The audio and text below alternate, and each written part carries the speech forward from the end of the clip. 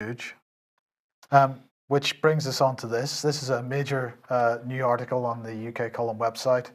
The Global Parliament of Mayors and the Abolition of the Electorate. I'm going to ask everybody that's watching that to read this and spread this as widely as you can. Now, just to give an impression of it, it begins by saying the overall objective of the internationalists is the undermining of the independent, self-governing Westphalian nation and its system of governance, replaced by a new order more favourable to them. And we're talking about recent pressures to introduce elected mayors.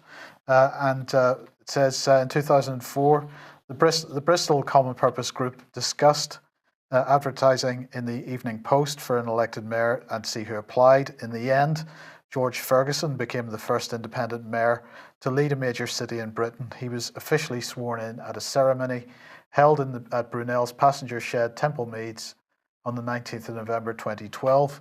Well, Mr. Ferguson is up for re-election at the moment, and it's interesting, they had the hustings for this yesterday.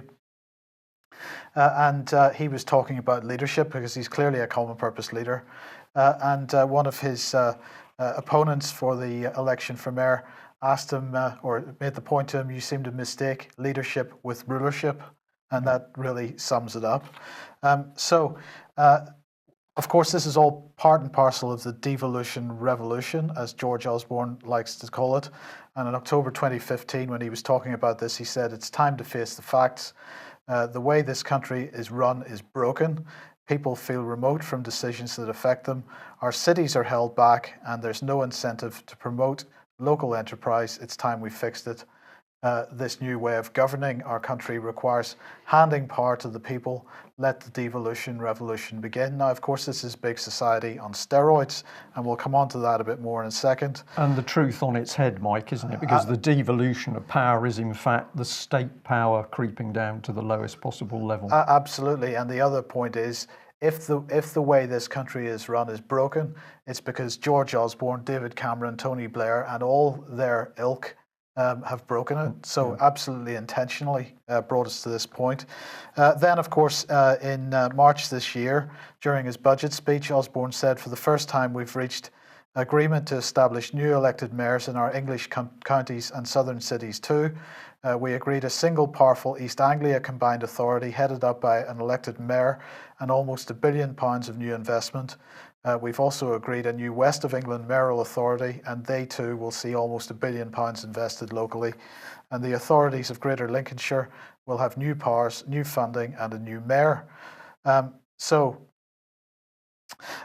just wanted to highlight this because this is the Mayor of The Hague, and he is in charge of the new Global Parliament of Mayors. And he's saying the Global Parliament of Mayors will deploy collective urban political power manifesting the right of cities to govern themselves, as well as the responsibility to enact viable cross-border solutions to global challenges. In this era of interdependence, where nation states are increasingly dysfunctional and cities are everywhere rising, the moment has come for cities to take the leap from effective local government to true global governance. To true global governance, that's what we're looking at here, global governance. So this is the project for a global parliament of mayors. What is the Parliament of Mayors movement? Well, they're talking about a planet ruled by cities representatives. A planet ruled by cities represents a new paradigm of global governance, of democratic glocalism rather than top-down imposition, of horizontalism rather than hierarchy, of pragmatic interdependence rather than outworn ideologies of national independence. The foundations for this new world are being erected in our own age as cities collaborate and citizens communicate across borders and with increasing ease and frequency. What remains is to sense the liberating possibilities of these developments. Well, liberating for whom?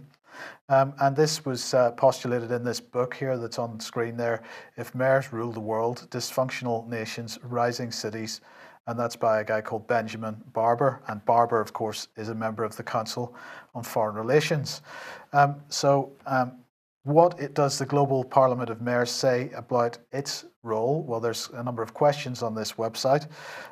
For example, Question, in a world of nation states and supranational entities like the EU, will cities have the resources and jurisdictional authority to undertake the difficult work of global governance?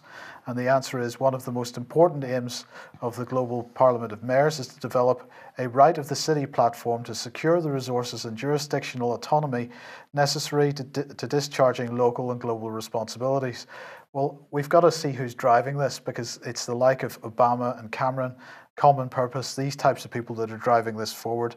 That is pretty much a done deal. The next question is, can a Global Parliament of Mayors really be a world government with a command and control architecture? And the answer is no, it cannot. And should not aspire to be that. It should be a bottom-up, soft governance institution that works through influencing other levels of governance and the civic and private sector with sound policies and effective solutions. Global public opinion must also be its target. So in other words, this is the big society on a global level.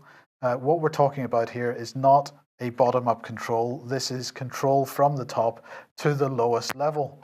So it is absolute dictatorship.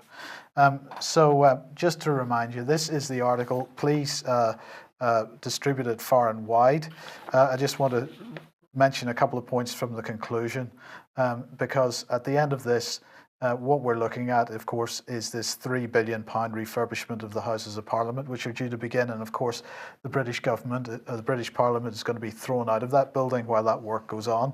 And we're asking the question, if we have given away so much of our independent right to govern ourselves to the EU, and if we're about to give away the rest of it to these city mayors and to these city states and city regions, this basically is the abolition of the nation. Well, it's being put in place, or it's being conducted increasingly rapidly, Mike, and it's just becoming so easy to see society degenerating into chaos and turbulence, which of course is to take people's eye off what's being done in the dark. But we're now starting to see these milestones come out. So quite a few people commenting in our chat room at the moment and saying what we've got here is a dictatorship